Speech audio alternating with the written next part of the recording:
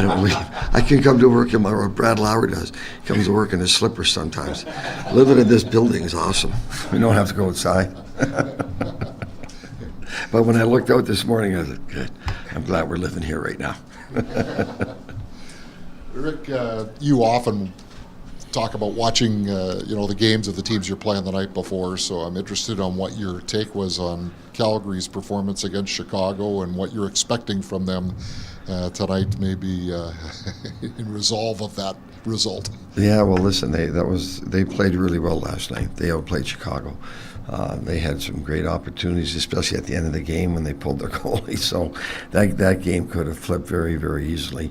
Chicago capitalized on the chances that they got, the 2-on-1, the turnover. So they didn't get nearly as many chances as Calgary did. It was one of the nights where the Hawks capitalized and finished their chances, and Calgary had a lot. So they played a lot better than what the score. They played hard right till the bitter end, and that's what they're going to do to us. That's a Calgary Flame team. They're going to battle every inch of the way for 60 minutes.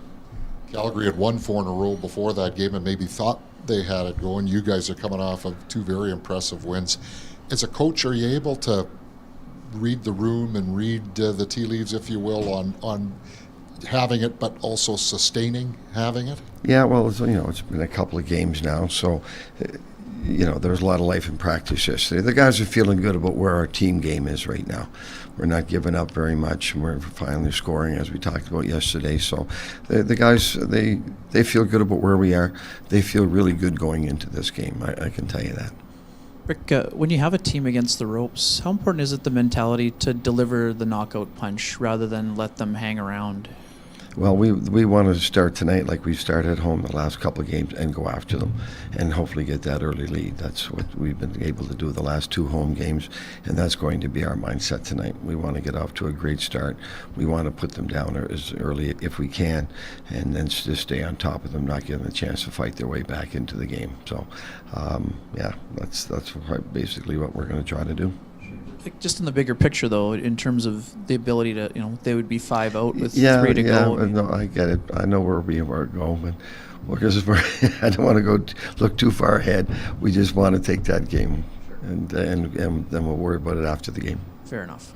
Morgan Barron, we've talked about him a lot. How impressed have you been with his ability to maintain his high level, even though you have reduced his ice time in the last stretch of time? From him bumping to third line to fourth. He's played actually really well in the minutes, right? He's played better. In some of these games, he's played better at fewer minutes than a lot of minutes. If that probably doesn't make any sense to you, but he has. His shifts are more consistent. His shifts are more intense. All the things we've talked about. Sometimes earlier, when he was up in that 18-minute mark, they just weren't nearly as effective as they are now. So his ice time has been reduced, but we're getting more out of him, if that makes any sense to you.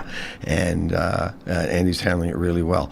I mean, the way the lines are set up now with Nick playing there and Nino on left wing and KC, it's where so he ends up on the 4th line. He's still a big part of the penalty kill, and I get that line out there as much as I can because I do trust them, and I do trust Morgan. And we had a good talk this morning, as a matter of fact, about that specific thing. That can be challenging for a young player. What does it say about his ability to adapt and as he works to carve out a bigger role for himself? Yeah, no, he understands his role. He understands who's ahead of him now, and he accepts his role. Yeah, he knows it's his first full year in the league as well. Let's not forget that. But he's made a lot of big strides and improvement this year. He'll keep getting better.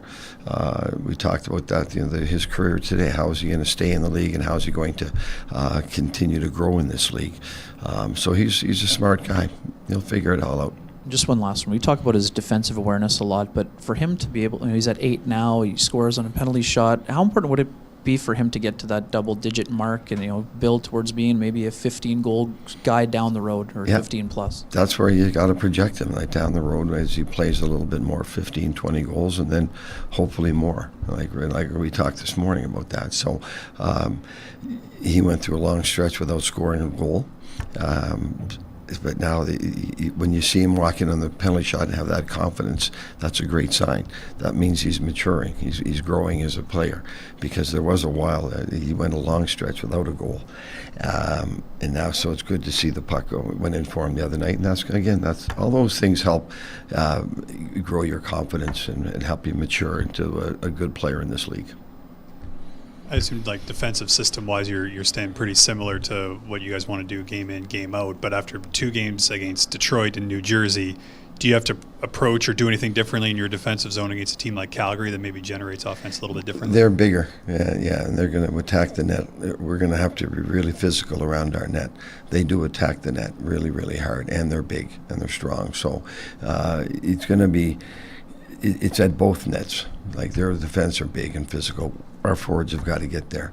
And around our net, we've got to be able to keep them away from the net so Helly can see the puck or get down there and find the rebound. But they're a very aggressive team. They're a very physical team. So it's going to go back to our ability to break the puck out and not put ourselves in those positions where we're battling in the corner, we're battling in the net front. We want to get that puck. We want to go north, and we want to play as fast as we can. And keep the puck out of our zone so we're not getting into those big battles and scrums. Thanks.